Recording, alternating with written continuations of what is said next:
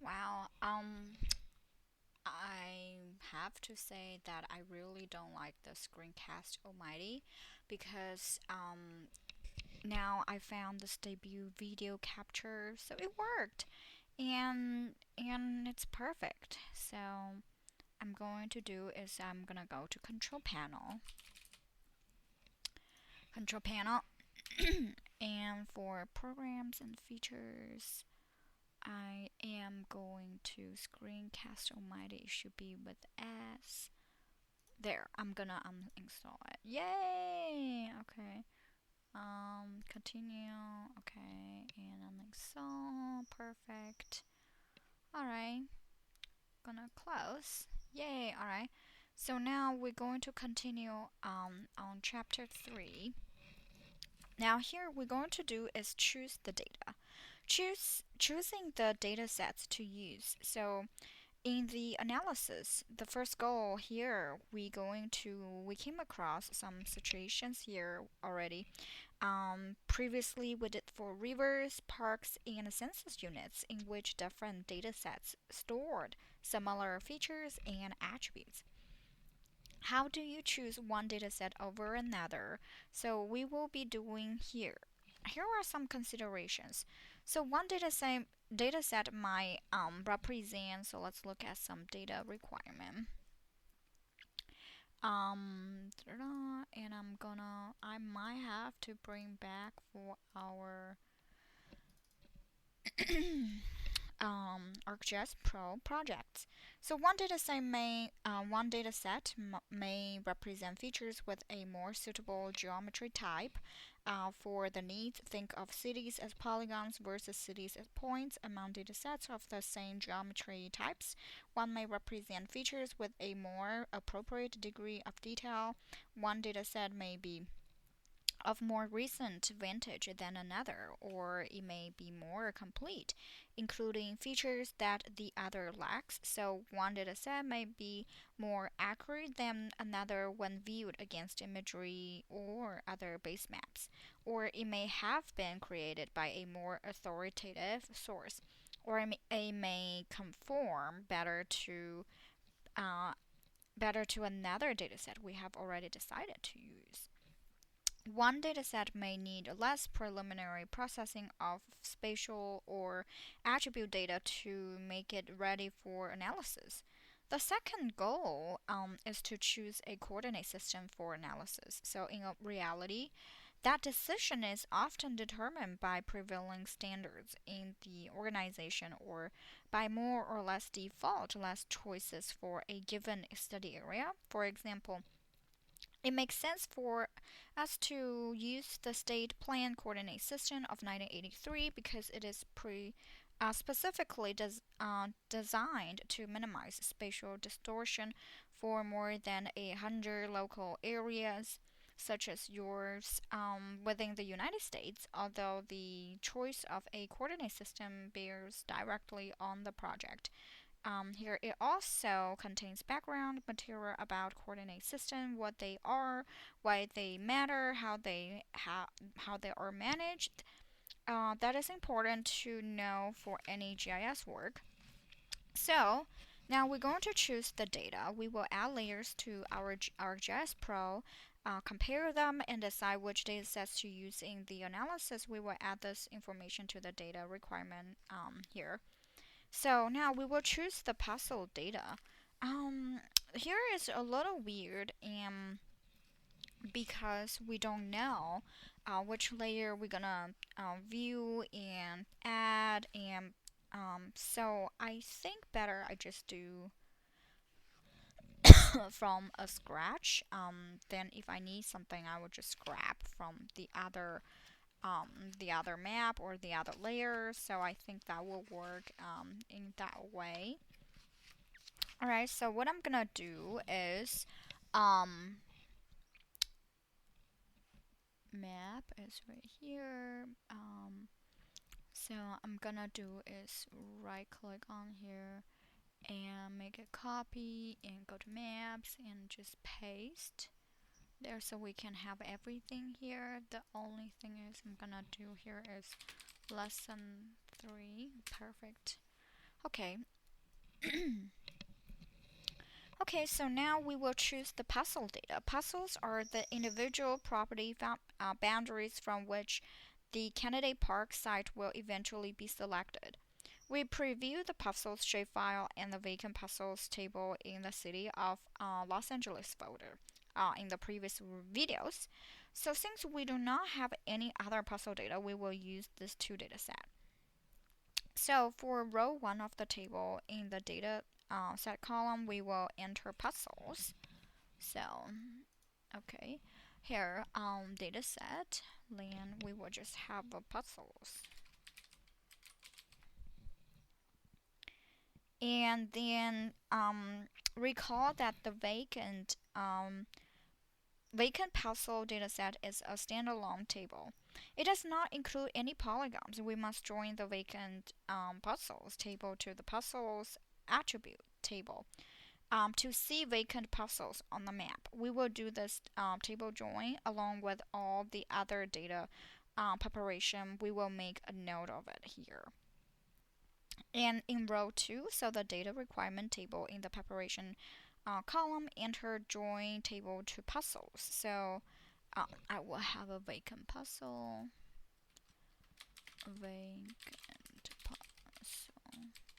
And preparation we have to do is join table to parcels. And here we have a parcels. And calculate area. So now, let me zoom a little bigger. There. Now, for row 2, we put table join. We put requirement table in the preparation column. We enter join table to parcel, and we must also calculate parcel acreage to satisfy the third requirement. So that's how in the third row here we have a data set under parcels. Under preparation, we enter calculate area. So now we're gonna get started. Start ArcGIS Pro, open the Los Angeles River project. We will work in ArcGIS Pro here. Make sure the project pane is either open or visible as a tab, which is right here, and if necessary, open the project pane on the view tab and click project. So insert a new map and name it lesson 3A and in the project pane. So maybe I should do that. That's weird because I don't have this anymore. I'm gonna delete this. So unpin here. So now back on our here. So choose the city limits of data.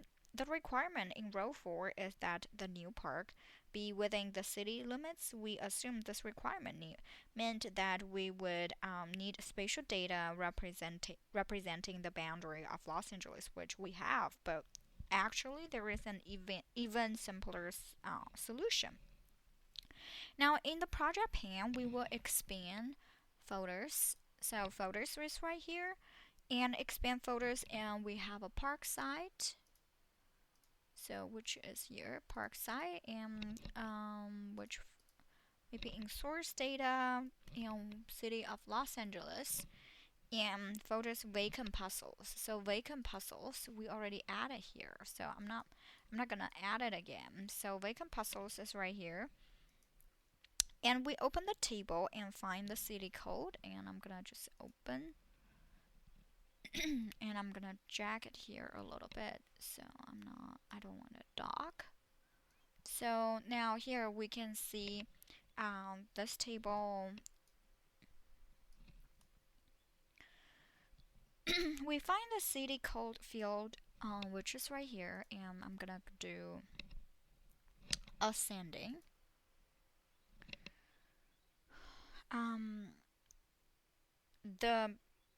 The city code field on the right side of the table, this field tells us which city each vacant parcel is recorded in.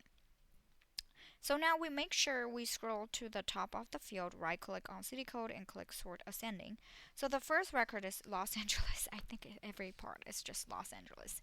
And right click, I think let me do descending.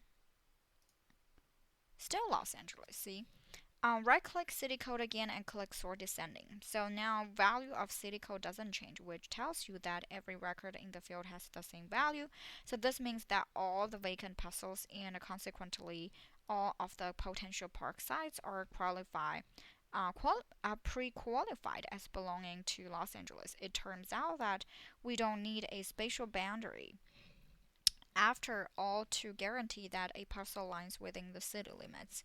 So if the sort ascending, sort descending command is deemed, try double click the city code field heading to sort the field, and an arrow on the right of the field name will indicate if the field is sort ascending or descending. Now we double click the city code field heading again to total the sort back to ascending. So now then we will close the I'm gonna close it out. And in row 4, the data requirement under dataset, we will say, go back here, within city limits that under dataset, we will say vacant parcels. And then also in row 4, under spatial data, we will delete city. Under attribute data, we will say city name there. We will add and symbolize the river data right now. So to symbolize the distance of parcels, so parcels to the river, we need spatial data representing the Los Angeles River, as we have 2 data sets that might work: the river feature class in the geodatabase or the river Los Angeles River shapefile. We will compare these 2 data sets against an imagery-based map to see which data set might be more appropriate. And now back to ArcGIS Pro. And change the base map to imagery. So I'm gonna change into imagery, and then in the project pane we will expand the Esri and hydro. So we have water and then water polygon.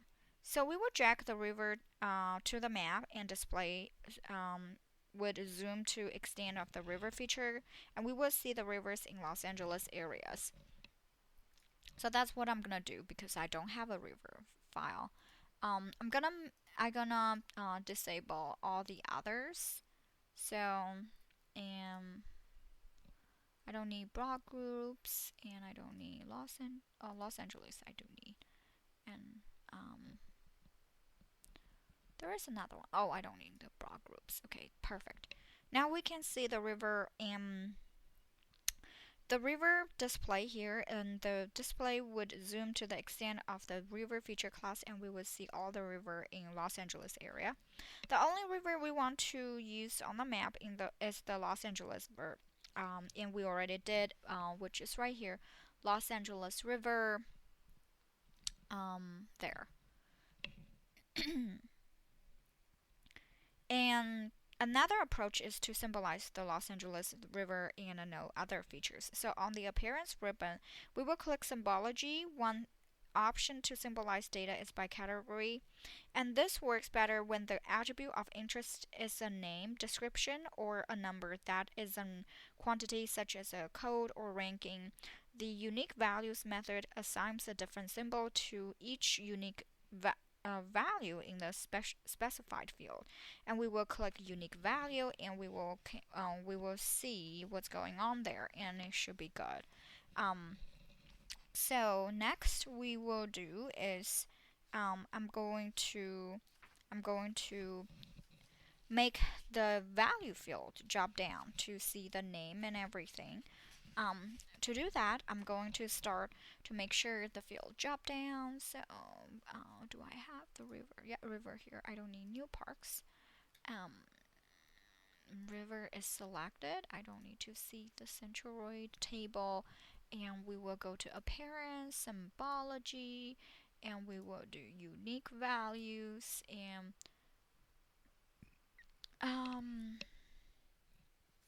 we will add values. Its name, field 1 is name, and I don't need to add another field. Color scheme, yep, it has to do with the color scheme now. When prompt to generate the full list, we will click yes.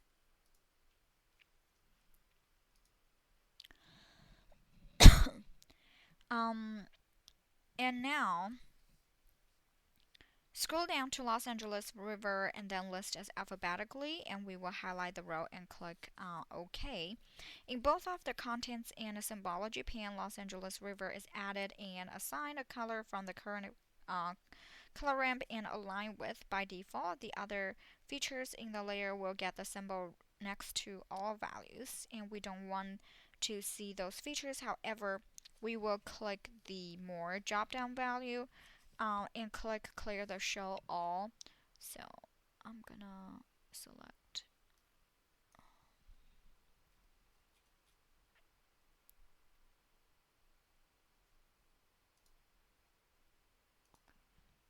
alright. I added the Los Angeles River,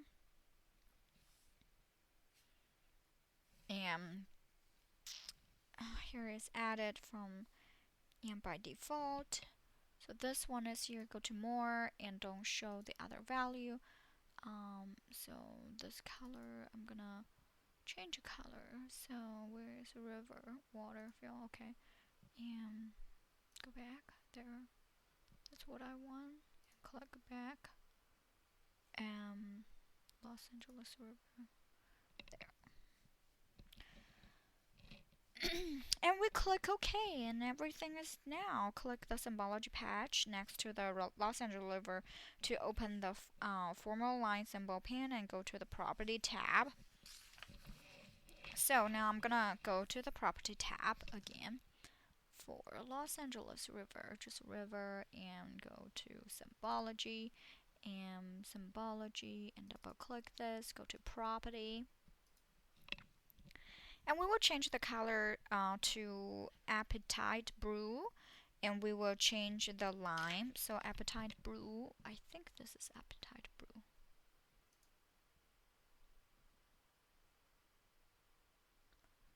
Yoga blue. This is appetite blue. And the width, it will be 2 point. Click apply. And now we should have a nice line. And on the map, only the Los Angeles River is displayed using the symbology we defined. And now we will close the symbology pane. And we will symbolize other river data. So symbolize the other river data in the project pane under City of Los Angeles. We will drag the river shapefile. So river shapefile again.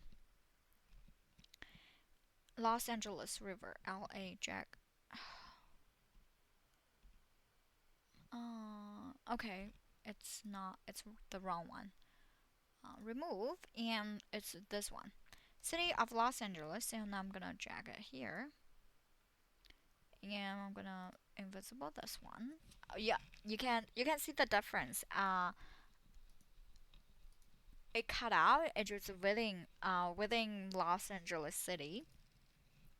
And under contents, we will click the symbol patch to open the symbology, and we will change the color to cretan blue, and line width will be 2. So now I'm gonna do is cretan blue.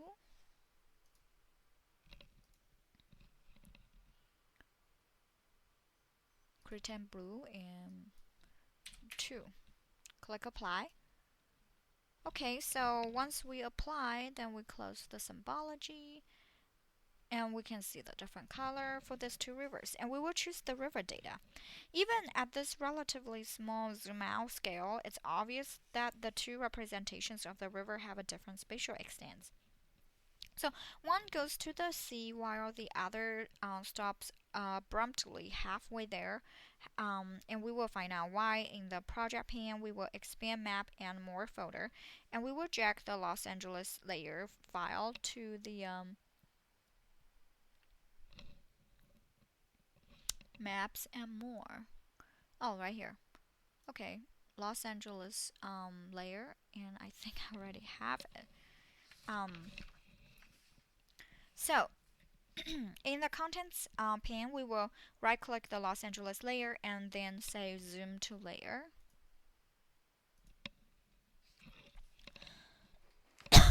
Excuse me.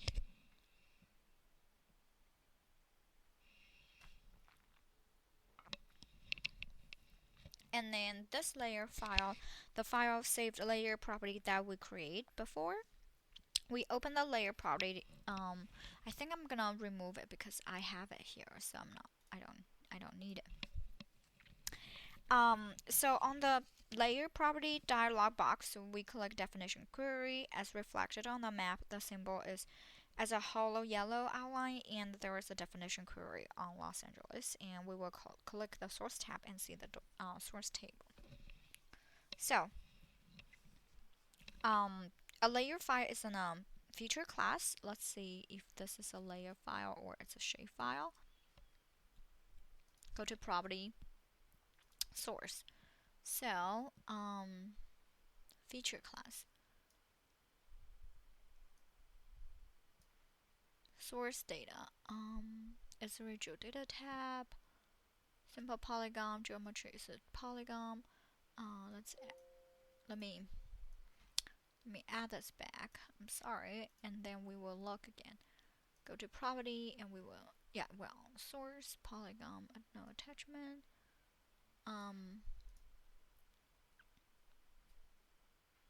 How can we tell this is a layer file or a shape file? File geodatabase, I think. Metadata.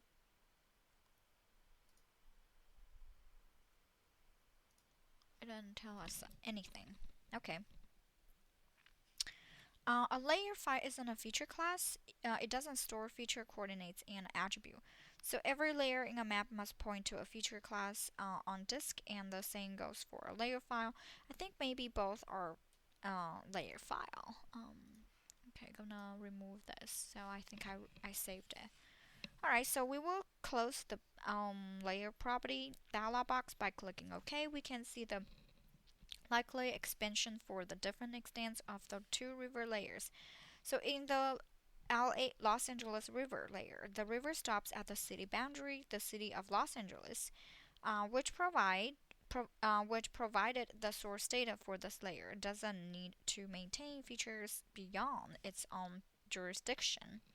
So it's interesting that even a natural feature such as a river might be defined in part by administrative or political considerations. We will zoom in on the source northeastern end of the river and set the scale to 1 to 24 northwestern. So now set the scale to 21 to 24. No. This one. Okay. Even with this one, where's the river?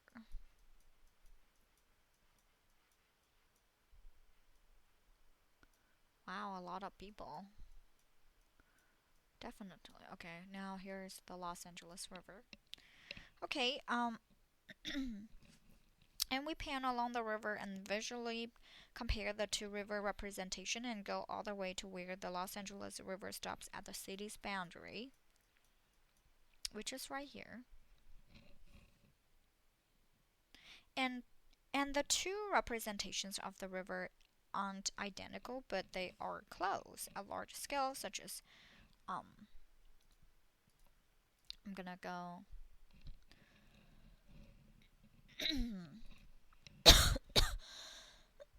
excuse me.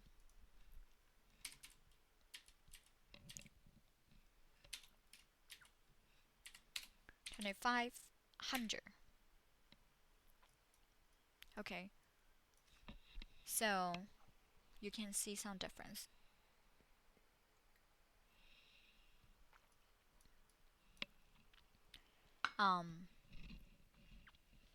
And it has to do with people digitizing those features. So the two representation of the river aren't identical, but they are close. So at larger scales, such as 1 in 2500, which right now it is right here, if you can see from here, and the river in Los Angeles River is noticeably more sinuous and conforms more closely to the imagery, but for the analysis, either dataset is perfectly adequate. We will use the Los Angeles River dataset, which is already clipped to the area of interest. Actually, you could clip the other one as well. So, look, this imagery is so clear. And this is not perfect. You can see that right here. And now we will back in our table. So number 5. In the row of the data requirement table under dataset, we will enter when we preview this dataset. Previously we saw that it was composed of 265 features. We can combine them into a single feature with a data processing operation called dissolve. It will help get the data ready later. So we must create a half-mile buffer and proximity zone around the river. But let's fill this. What we're gonna do is area, city name, and then vacant parcels. We already have it here. So rivers. What we're gonna do is we will use the LA River, and the tool we're gonna use is the solve. And now we're going to save the project. Save everything and save the project. Okay, then we will continue at the symbolize the park data.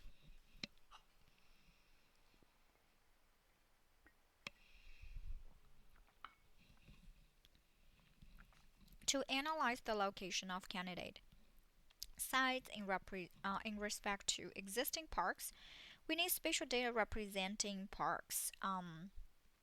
We will compare the parkland data we used in here and the park dataset we prepared previously.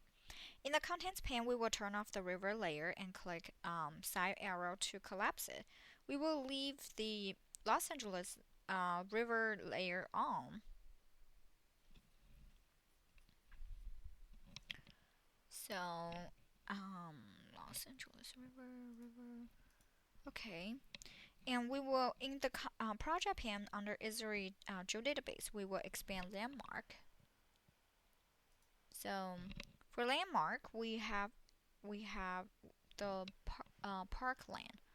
So I don't think. Oh, I do have the parkland. I don't need to add it again. So parkland, which is this one. So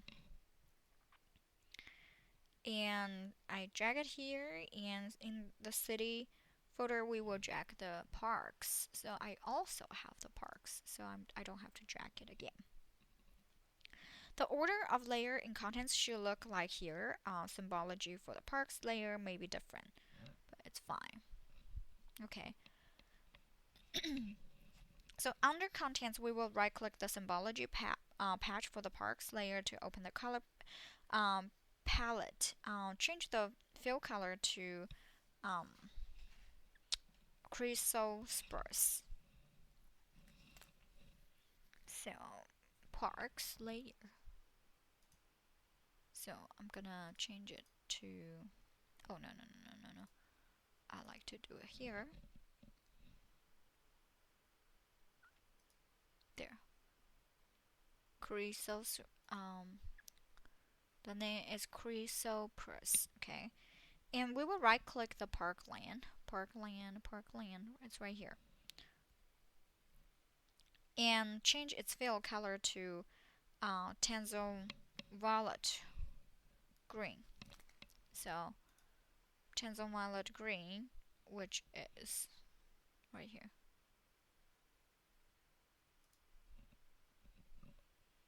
Okay. And we will select the park layer. And go back to appearance and set the appearance to 50. 51 is fine. Transparency 50. And the symbology makes it clear where the two layers agree and disagree on the representation of the feature. So let's see close.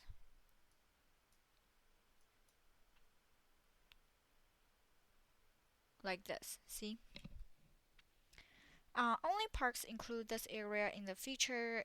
Both layers in this layer overlap. Only parklands include the area in the feature. So it's a little different, and you can see right here too.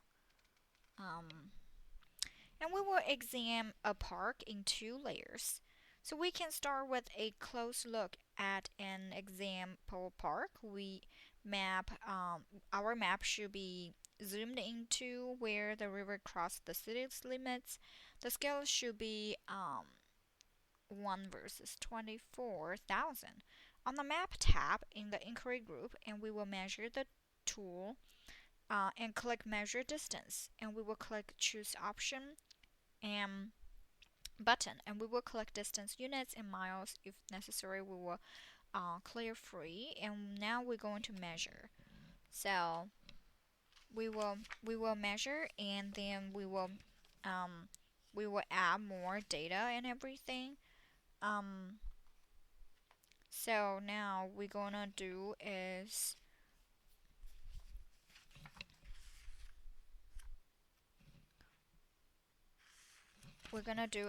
we have to measure. So we are going to follow the river north about 2.25 miles, and then we will measure in next video. So see you next time.